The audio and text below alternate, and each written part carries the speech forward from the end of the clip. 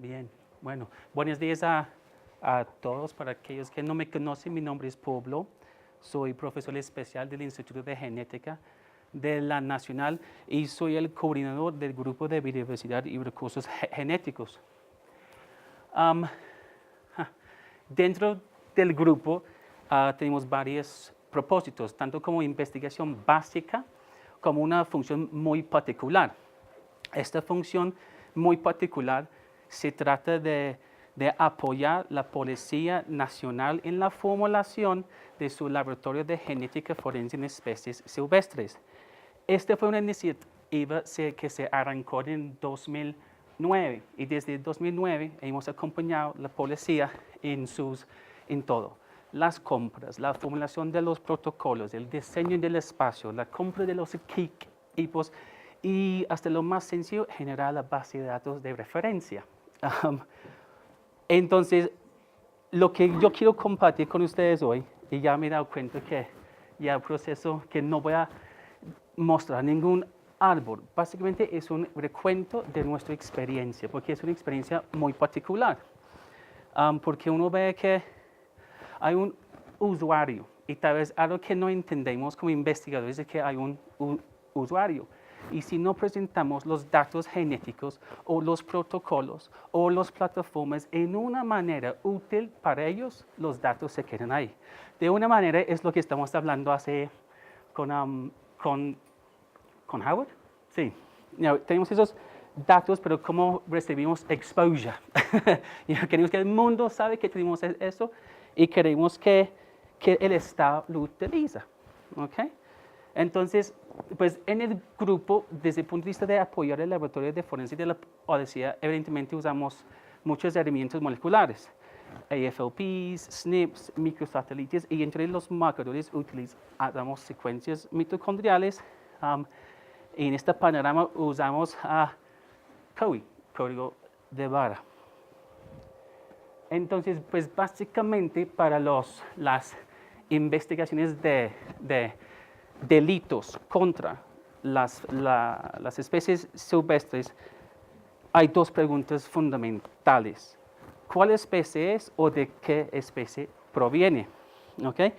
Esta información es clave, porque muchos procesos judiciales se caen por no tener una secuencia de una referencia, una voucher, o por no tener documentar la trazabilidad de la generación de la secuencia.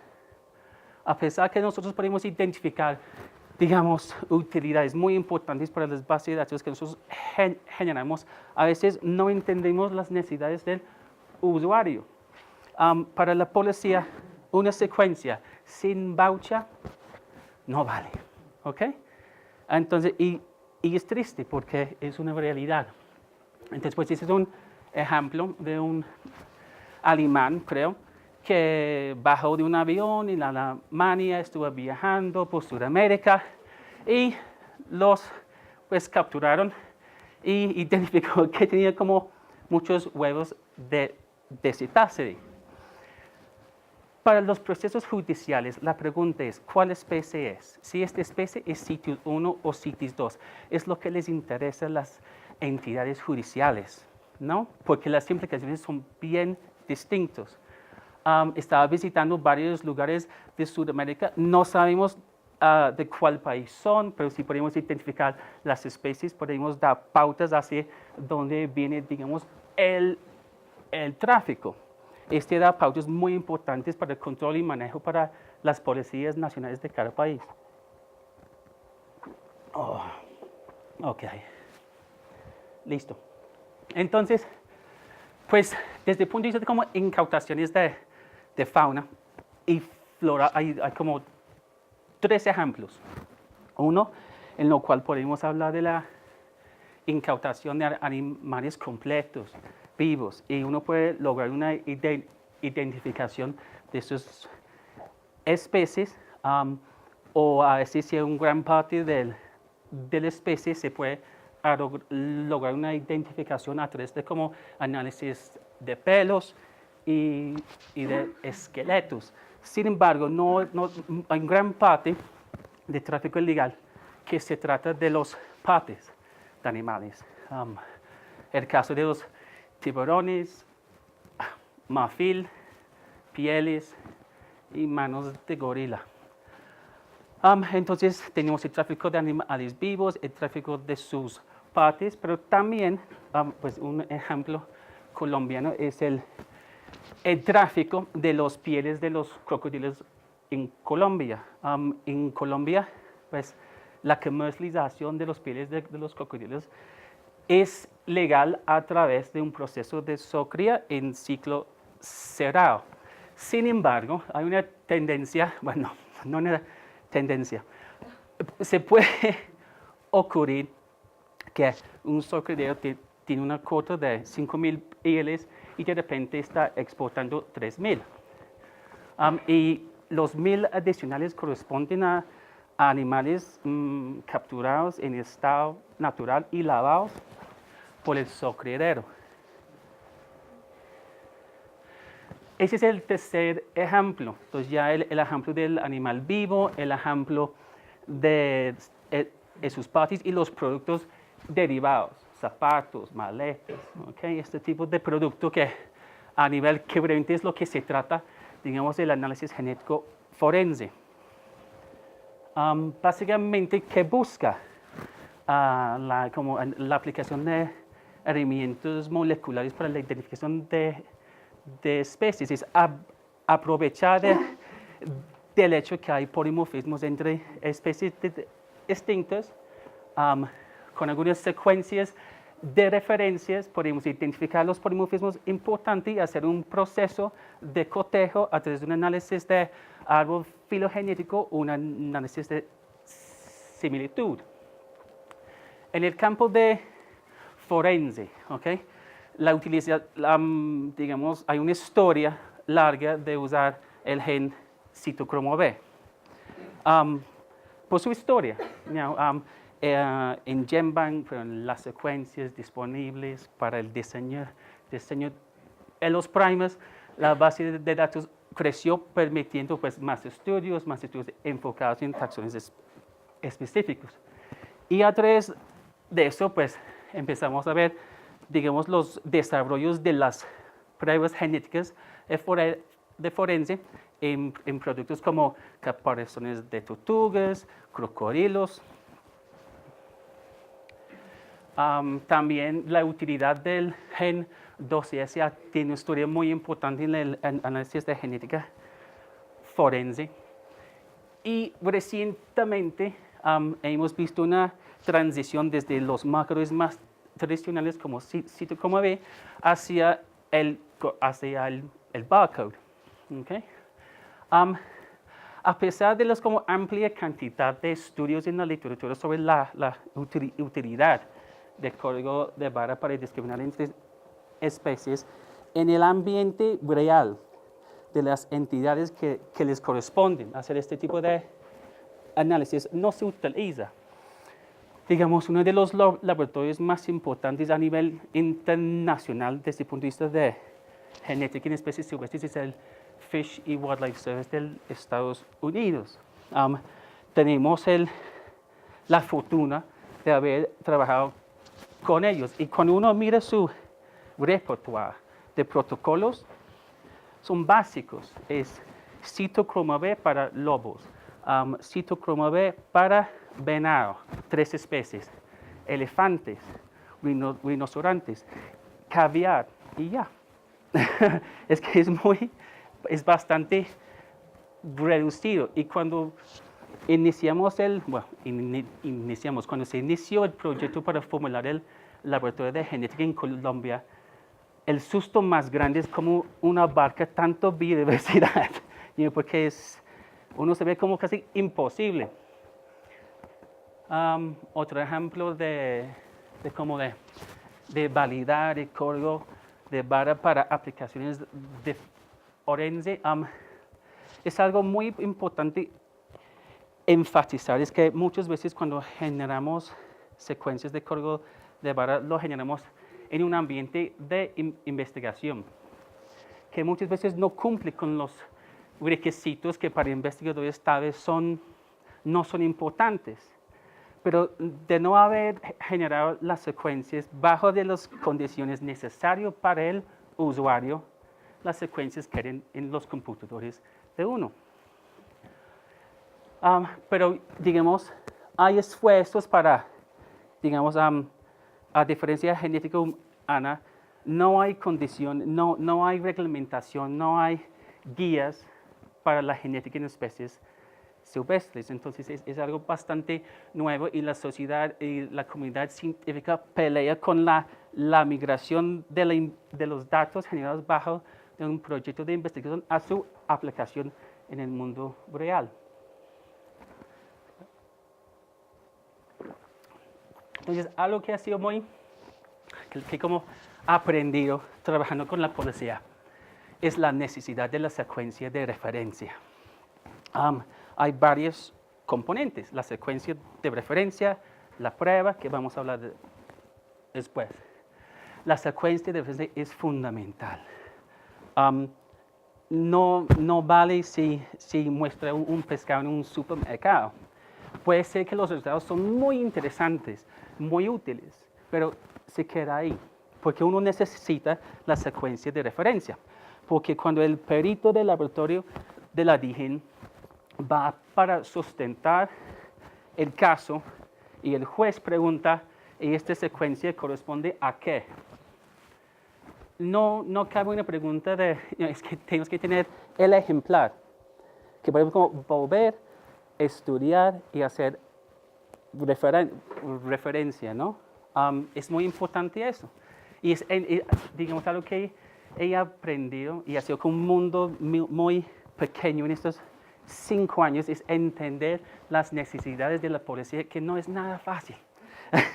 Porque uno como investigador viene con una mentalidad distinta. ¿Pero por qué?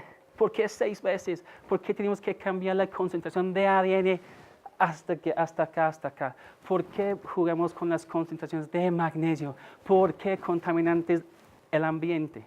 Porque son los estándares asociados en un caso judicial. ¿Okay? Entonces, es como ponernos, otra vez, me he como dedicado a eso, es ponerme en los zapatos de ellos. Y haciendo uno logra entender lo que ellos necesitan.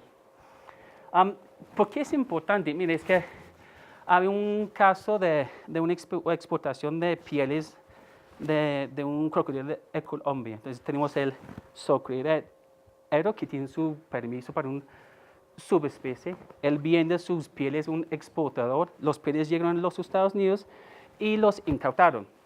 Como no sé cuánto valía el cargamento, pero fue bastante grande. Y los pieles se quedaron allá. Y el Fish and Wildlife Service dijeron, este no es Cayman Crocodilus fuscus, este es Cayman Crocodilus crocodilus.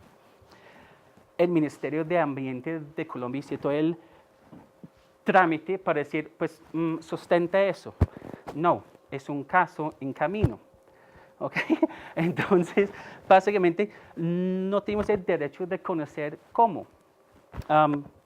Hoy en día, después de un año, no sabemos cómo hicieron la identificación. Es interesante porque no hay muchas secuencias de estas subespecies en GenBank. Hay varios casos de secuencias de referencia malos, como en GenBank hay una secuencia de Cayman Crocodilus apaporiensis, pues por su nombre es endémico al río Apapores en Colombia. Y esta secuencia proviene de un animal en un zoológico en China. Como ellos consiguieron un Cayman Crocodilus chiapacensis apaporensis, pues no es imposible, pero para los fines de procesos judiciales, GenBank no sirve para nada, absolutamente nada.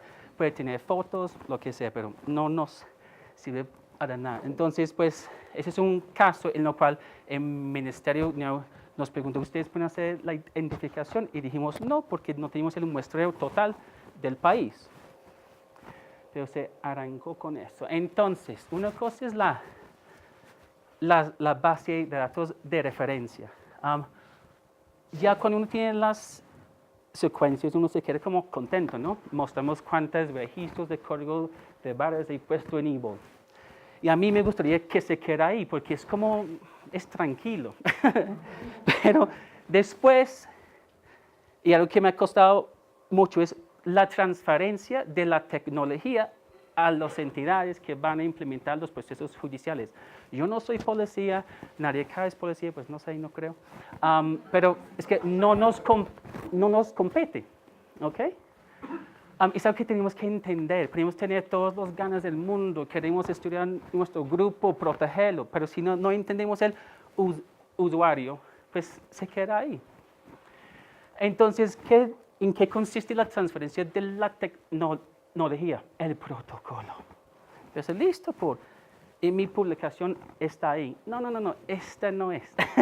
Es un protocolo en un sistema de gestión de calidad en lo cual demuestras que después de 100 repeticiones puedes tener el mismo resultado, que no hay heteroplasmia, que muchas cosas, ¿ok? Porque para la policía uno tiene que demostrar los límites de la prueba, bajo de cuáles condiciones me va a dar los resultados esperados. Y este ha sido, digamos, un paso que me ha costado mucho, porque por lógica, pues ya es que amplifica, es que ya, pero no. Uno escribe un protocolo de 20 hojas para pasar a la policía para que lo tomen y lo ponen en su formato, diferente a lo que uno envía. Entonces, también tenemos que entender si vamos a aportar a procesos judiciales o la policía o entidades así, no es entregar secuencias, ¿ok? El jefe del laboratorio de la policía, teniente Miguel, es biólogo policía. Si tú entregas él 60 secuencias de serpientes, ¿y qué hago con eso? No tengo un protocolo, tengo que validarlo, demuéstrame que funciona. Hay un resto de aspectos que nunca consideramos como investigadores. Entonces, no es como la transferencia, uno tiene que hacer con conciencia. Y yo creo que no sé si somos capaces como investigadores de generar este tipo de conciencia. O además, si nos corresponde, ¿no? Entonces, durante los 6 años, pues, el laboratorio que hemos acompañado se llama el Laboratorio de Identificación Genética Forense de Especies Silvestres de la Dirección de Investigación Criminal y Interpol. Ese laboratorio se inauguró en abril de este año. Es un reto de lo cual yo soy muy orgulloso porque de una manera tenía que como vender mi alma investigativa para entender las necesidades de la policía, pero cuando ya uno está ahí y vea la aplicación real, uno se siente muy orgulloso porque yo creo que Colombia es el único país del mundo que tiene una entidad del Estado que le compete en procesos judiciales con esta capacidad. Es un laboratorio lindo, muy lindo, con toda la infraestructura necesaria. Main es la base de datos de referencia, que en el primer convenio con la policía, el reto era, no sé, como 30 especies de primates y, oh no, ¿en serio? Bueno, ya, oh no, 5 minutos. Bueno, voy a dar un ejemplo.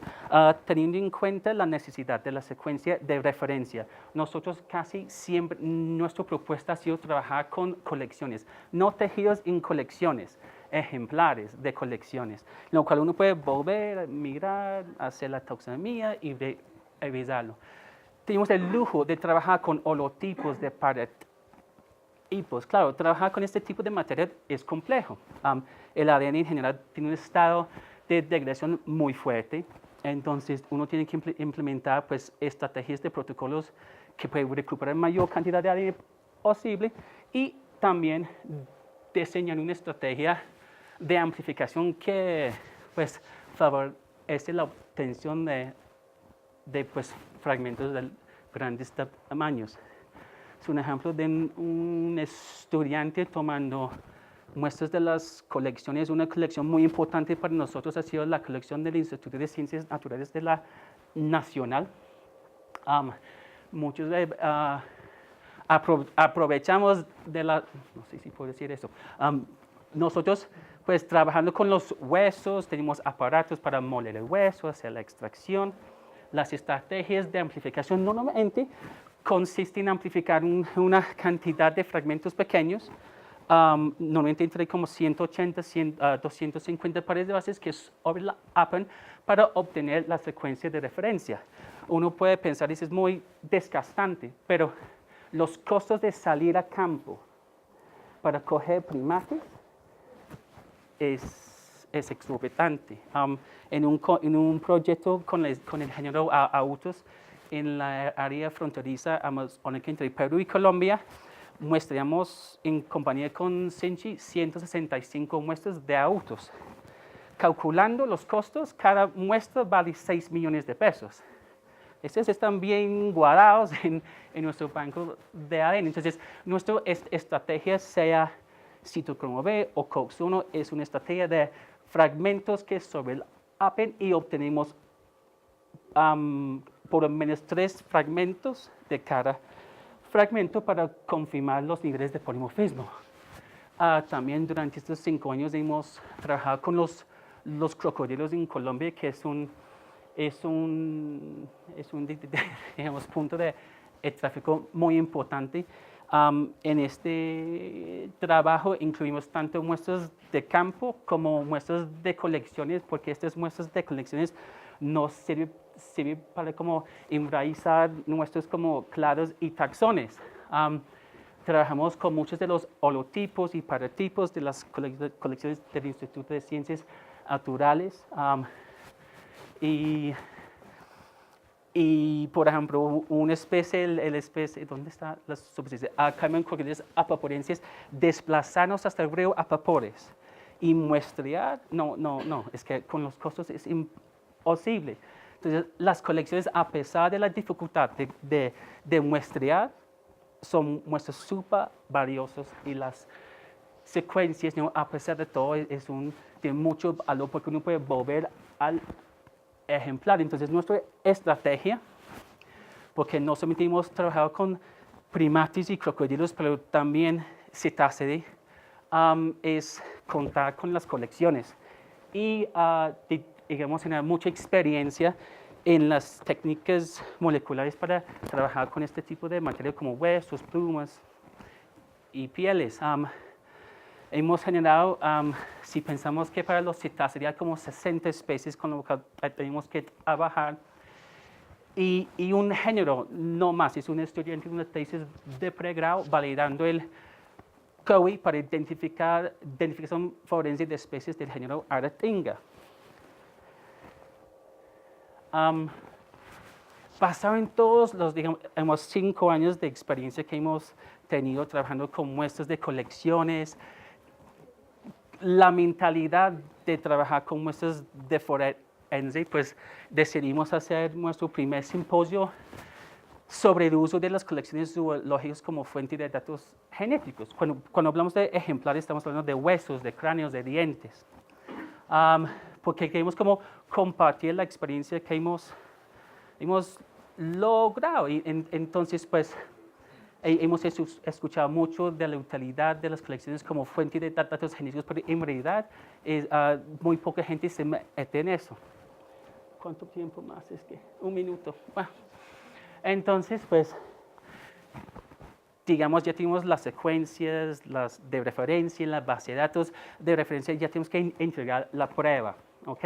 Tenemos que entender el usuario. El usuario no va a trabajar con tejidos, ¿ok?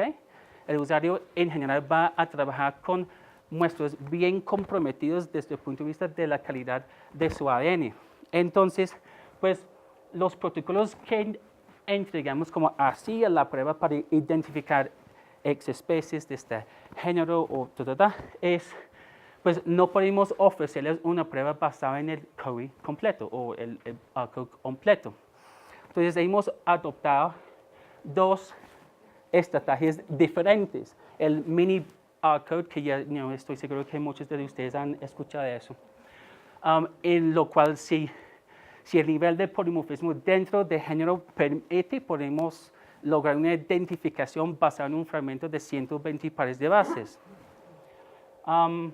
La otra estrategia ha sido la utilización de SNPs. Es decir, si ponemos en un fragmento de 1600 pares de bases, identificar 10 polimorfismos que nos permite discriminar, entre especies, podemos diseñar programas específicos que amplifican estos polimorfismos específicos.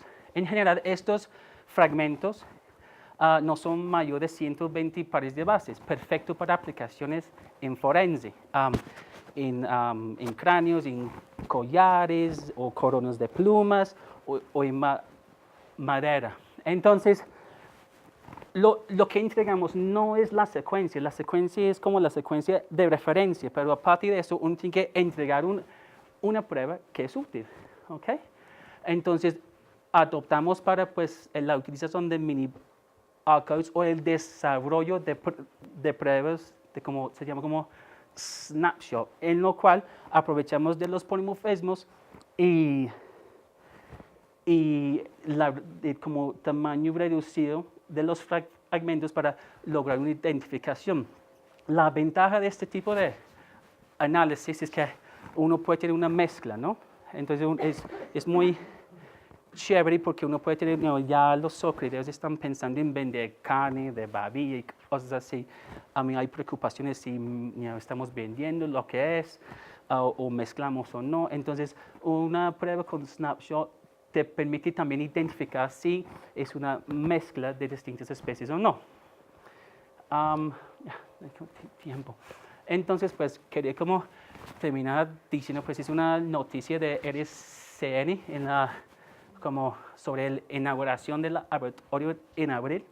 Como te comenté, ha sido un ejercicio muy, en el cual he sido como muy orgulloso y ha sido un lujo de participación. Pero como todos hemos mencionado, hay mucho por hacer.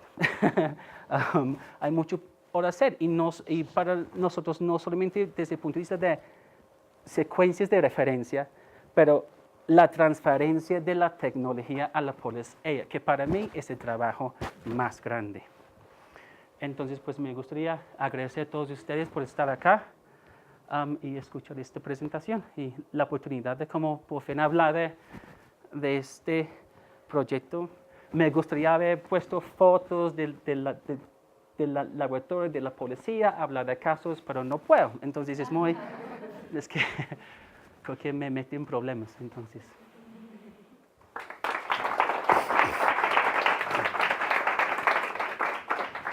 Muchas gracias, Paul. ¿Preguntas?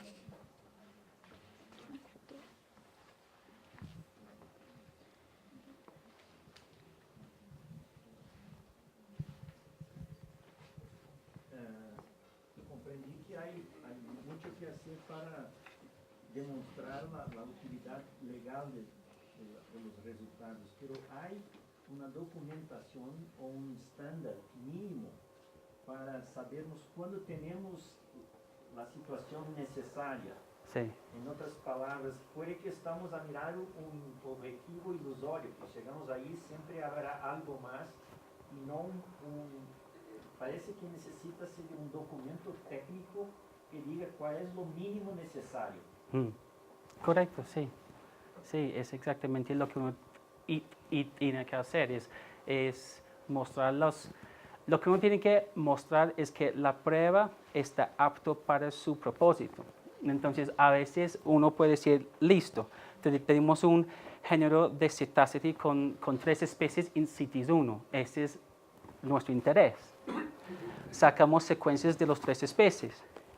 Pero para la policía y los procesos judiciales es tan importante mostrar qué es como que no es. Entonces puede ser que el género tiene 20 especies que no están listadas en CITES 1 o CITES 2.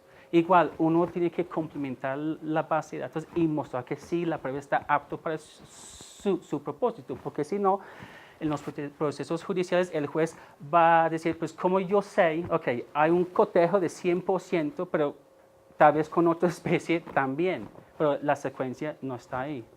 Entonces, a veces nos enfocamos en las especies listadas en CITES 1 y CITES 2, pues es tan importante tener sus taxones hermanas y y las otras especies que corresponden al género, sí. Paul, usted nos habló de trabajo en colecciones Sí. y en la lista de cocodrilos habló de dos individuos o especies que llamaba ancient. Sí. ¿Qué quiere decir ancient para No, usted? yo creo que ese fue el estudiante, creo que se fue la imaginación un poco. No, pero sí, ancient. Pues estos fueron colectados hace como 40 años. El estudiante en particular hemos extraído ADN de algunos dientes de venados de yacimientos que tienen 2000 años. Entonces, ese fue porque cuando uno va a trabajar con forense, ya digamos un tejido ya es como, ya es fácil, no es importante. La meta para nosotros fue como ganar la experiencia trabajando con este tipo de material.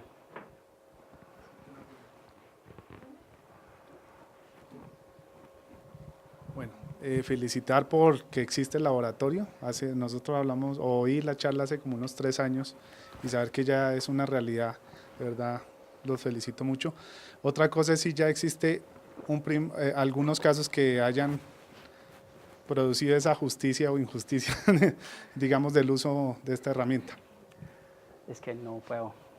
No hay casos. No, sí hay. No, pero sin que mencionen los casos, de pronto saber si ya se ha venido usando esta tecnología. Hay cláusulas de confidencialidad. Ok. No, es que no, en serio, es No, una sí, por lástima, eso. pero es que es eso, la sí. diferencia. Me gustaría mostrar fotos, ejemplos, pero es que no me compete. No, La policía está presente con nosotros. ¿sí? ¿Dónde?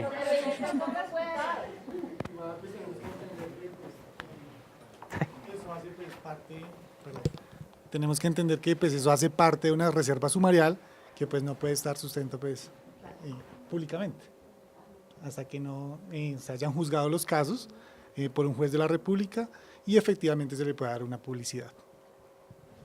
Porque no hay caso juzgado, esa es lo que no hay caso juzgado porque si no sería público. ¿No? Sería pública la información. Él me entiende. Orden. Digamos, Pablo. Volviendo a la cuestión del objetivo que siempre está adelante, Sí. me reporto a los métodos de identificación de individuos humanos, Sí. por ejemplo, las impresiones digitales. Sí. Ahí puede hacer la misma pregunta. Bueno, ¿cómo sabe que este es un individuo? Sí. Si hay millones o billones de otros individuos que pueden tener algo. Yo creo que hay ahí un padrón especificado, por ejemplo, los puntos de similitud Sí. en la impresión digital, Sí. que es un padrón establecido, que no necesitas hacerse un estudio infindable sobre variabilidad de impresiones digitales. Sí, yo Y entiendo lo mismo eso. creo que sería necesario tener un documento técnico para el uso de los barcodes, que no dependiese de estudios futuros, pero Sí. lo que un estudio tiene que tener. Sí, pero tenemos que pensar en el usuario. Es que es eso, es que es la lógica del investigador. Identificamos patrones, podemos tener un nivel de seguridad sobre las diferencias intraespecíficas e interespecíficas, pero para un juez, si tú quieres sustentar eso, es muy complejo. Es muy complejo. Y tú no puedes llevar un caso, un proceso judicial, si no estás 100% seguro. Y yo creo que como investigadores muy pocas veces estamos en la posición de no incluir 2 taxones en mi álbum. Estamos 100% seguros que no van a salir diferentes o iguales. No somos. Entonces es algo que hemos tenido que aprender y atender las necesidades de ellos. ¿Alguna otra pregunta ahí? Yo quiero hacer 2 preguntas, pues rápido, porque yo creo que ya Maylin está súper preocupada. Una es, entonces, ¿cómo este componente puede aportar a lo que estamos sentados todos acá, que es la red de de barcoding. Y la segunda, está relacionada a eso, es por qué la secuencia de un holotipo de cualquier cosa que esté en un museo acá, que es patrimonio del Estado, ¿por qué se vuelve reserva del sumario o está dentro de eso y por qué no? O sea, yo entiendo que las muestras o que la investigación sea privada, pero ¿por qué si se puede secuenciar el holotipo de una colección que es pública, ¿por qué eso no se puede mostrar? Porque de ahí yo diría que sería el aporte, si son capaces de tener la tecnología para secuenciar los holotipos del país, eso sería fundamental. Sí, nosotros sí tenemos la permisión de publicar todos los datos, pero digamos, yo puedo poner los datos en GenBank, ¿ok? Pero mi propósito no es GenBank, es la base de datos de la policía. Algo que no demostré es que la policía tiene su plataforma o estamos con las telemáticas de la policía desarrollando un GenBank. Uno puede decir, pero en un GenBank hay un e-ball, pero no importa. Problemas de seguridad. Tú no puedes tener el servidor con los datos afuera de la policía. ¿Sí me entiendes? Entonces, vamos a tener dos bases de datos en paralelo, pero por supuesto podemos publicar los datos asociados a los ejemplares. Paul, ayer Manuel nos presentaba una iniciativa donde está México involucrada, que es el Barcode of Wildlife Project, esa reunión que tuvimos hace unos meses entre las autoridades científicas CITES, que tú estuviste presente. Y bueno, en ese momento se discutió toda la dificultad, que es parte de lo que tú presentaste hoy, de que no se trata solo de generar la información, sino que la información esté en un formato que le sirva a las autoridades, en este caso la policía. Pero, por ejemplo, en este proyecto internacional está trabajando México, Sudáfrica, Kenia y Nigeria, ¿sí? Y yo creo que la ventaja de estar participando en un proyecto como eso es algo que tú mencionaste al comienzo de la charla, y es decir, estamos en un país megadiverso. Cuando te dijeron a ti, ¿cómo vamos a hacer esto? ¿Cómo voy a abordar esta diversidad? Pues es que tienes una comunidad de expertos, académicos, científicos en todo el país, respaldados por las colecciones biológicas de todo el país, que son capaces también de adaptarse a las necesidades de la sociedad. O sea, tú lo lograste. Aquí podemos. Es que, es así. Bueno, yo entiendo muy bien lo que él dice porque hemos tenido que aprender de ello, ¿no? Como ayer comenté, son formas de pensar diferentes y velocidades diferentes. Entonces, yo creo que es muy bueno empezar esto y bueno, a mí me sorprende ver, no conocía de esta iniciativa por acá, me sorprende ver de esto y lo único que yo puedo decir es que sí es cierto, ha sido un proceso de aprendizaje recíproco y que también hemos tenido que aprender a quedarnos callados. Ayer yo mismo les comenté, ¿no? Hay cosas que no les puedo mostrar aquí porque no nos dejan. Entonces, eso ha sido también un aprendizaje, porque realmente es algo que tenemos que va contra lo que nosotros toda la vida nos han educado, ¿no? Que es enseñar lo que hemos estado haciendo. Entonces, sí es un proceso un poco complicado, pero como yo había comentado anteriormente, en el caso de México me ha sorprendido la enorme disponibilidad de la gente de las policías, de la Procuraduría, del Medio Ambiente y su capacidad, porque no son gente que está apenas iniciando, son gente que tiene doctorados, que está muy preparada y muy capacitada y que está ya haciendo en el terreno de las cosas, está haciendo las cosas, pero que había este hueco de las especies silvestres. Entonces, bueno, es cierto, nosotros estamos aprovechando las capacidades de todas las colecciones y las capacidades de los expertos para preparar esa base de datos. Pero la base de datos en sí, como yo les comenté ayer, no se iba a usar Vault, no se iba a usar GenBank. Se creó un sistema que ya está empezando a ser alimentado y la primera etapa de nosotros es certificar nuestros laboratorios.